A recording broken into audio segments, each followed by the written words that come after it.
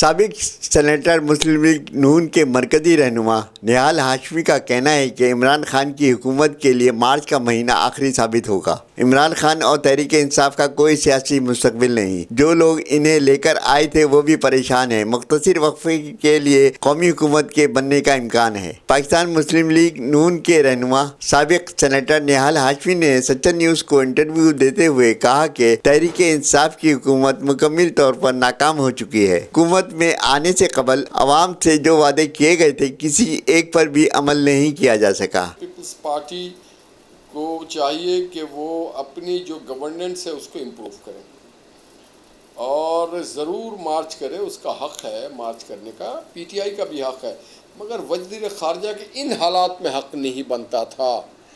Peoples party ضرور مارچ کرے مگر اپنے اندر بھی اصلاح کرے اور دکھائے، اور وہ خود بھی دیکھے۔ اچھا ہے مارچ کر رہے ہیں کہ بلاول صاحب کو اور مراد علی شاہ صاحب کو پتہ چل جائے گا کہ ان کے جو سندھ کے اندر ان کے لیڈران ہیں، ان کے وزراء ہیں، یا ان کی سول بیوروکریسی ہے، یا سول ٹیکنوکریٹس ہیں، یا ان کے جو بلدیات کے ذمہ داران ہیں، انہوں نے سندھ کی کتنی خدمت کی ہے وہ اپنے آنکھوں سے دیکھ لیں۔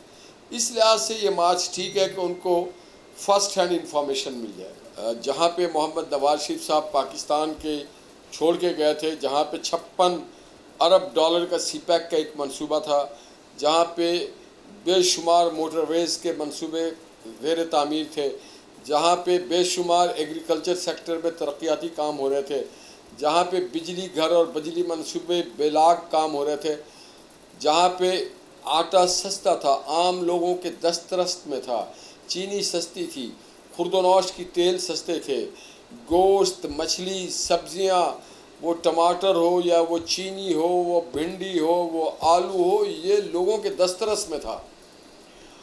میں نہیں کہہ رہا ہوں کہ ایک عام آدمی جس کے پاس گاڑی نہیں ہے چلے ٹھیک ہے، اس کا پیٹرول سے کچھ نہیں لینا دینا،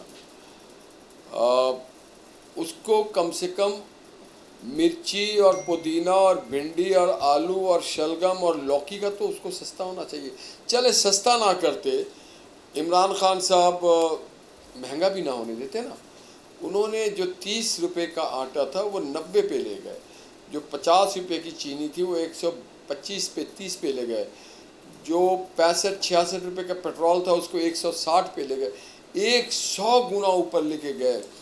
اسی طرح سے کیا ٹماٹر ہمارے کھیتوں میں، ہم ایک زرعی ملک ہیں، ٹماٹر ہو یا مرچی ہو یا لوکی ہو یا بھنڈی ہو یا توری ہو یا آلو ہو، یہ ہمارے ملک میں اگتا ہے سر۔ یہ گندم ہمارے ملک میں اگتا ہے، یہ چاول ہمارے ملک میں اگتا ہے سر۔